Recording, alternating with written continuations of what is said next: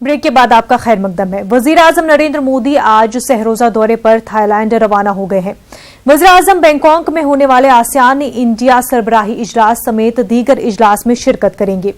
वजीर आजम Narendra Modi regional comprehensive economic partnership के इजलास में भी शिरकत करेंगे। दौरे के पहले दिन वजीर आजम नरेंद्र मोदी थाईलैंड में मुकीम हिंदुस्तानियों से खिताब भी करेंगे। उसके साथ साथ गुरु नानक देव की 550वीं जयंती के मौके पर नरेंद्र मोदी यादगारी सिक्का भी जारी करेंगे। हमारे नुमाइंदे शैलेंद्र वांगू इस वक्त हमारे साथ जुड़े हुए हैं। शैलेंद्र, आपसे जानना चाहेंगे वजीर आजम का थाईलैंड का ये दौरा कितना अहम माना जा रहा है और क्या कुछ प्रोग्राम उनके शेड्यूल में होंगे? मुनज़्ज़ा, काफी अहम ये दौरा रहने वाला है क्योंकि इस दौरे पर प्रधानमंत्री मोदी कई मल्टीलैटरल जो मीटिंग्स होंगी उसमें शामिल होंगे, जिसमें इंडिया आसियान की बैठक भी होगी और वहीं ईस्ट एशिया समिट की बैठक भी होनी है और वहीं सबसे इम्पोर्टेंट बैठक जो होगी वो RCEP यानी RCEP की बैठक होगी, जिसको लेके लगातार जो है 16 देशों के बीच में बातचीत चल रही है कि किस तरह से इसकी डील फाइनल की जाए। हालांकि इसको लेकर कहीं ना कहीं विरोध भी उठ रहा है देश में कि अगर RCEP डील होती है तो इससे सीधा असर इसका एग्रीकल्चर कमोडिटीज पे पड़ेगा और दूध अगर ऑस्ट्रेलिया और न्यूजीलैंड से अगर इंपोर्ट कराया जाता है तो उसका असर भारत की डेयरी इंडस्ट्री पर भी पड़ेगा। तो ऐसे में तमाम चैलेंजेस सामने हैं, लेकिन उनको लेकर चर्चा आगे भी जारी रहेगी और इस पर विदेश मंत्रालय कह चुका है कि वो जो तमाम मुश्किलें हैं, जो तमाम चुनौतियां हैं, उनसे उनको बातचीत के जरिए हल करने की कोशिश की जा रही है।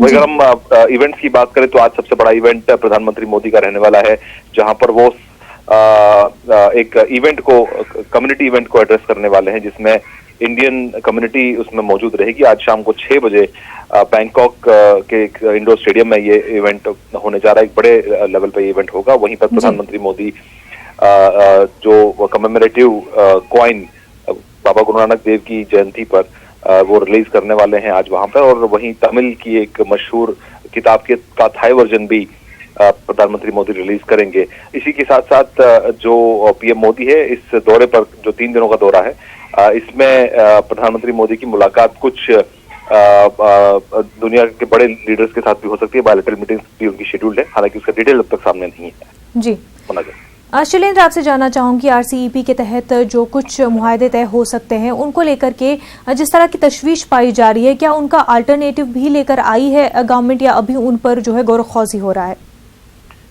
देखिए, RCEP को लेकर जो बैठक है लगातार चल रही है। माना जा रहा है कि इस पर डील को फाइनल कर दिया जाएगा और आपको बता दें कि ये 16 कंट्रीज का ब्लॉक है और 16 कंट्रीज मिलकर एक फ्री ट्रेड एग्रीमेंट के तरह से एक एग्रीमेंट साइन करना चाहते हैं, जिसे अगर इंपोर्ट एक्सपोर्ट आपस में करते हैं ये 16 देश, तो एक बहुत बड़ा ब्लॉक होगा, एक बहुत बड़ी मार्केट होगी और भारत इस मार्केट का हिस्सा बनना चाहता है, वो इस मार्केट से दूर नहीं रहना चाहता है। हालांकि आपको बता दें कि RSS जैसा संगठन जो है वो भी इसका विरोध कर चुका और उन्होंने कहा है कि इसका असर भारत की GDP पे पड़ेगा।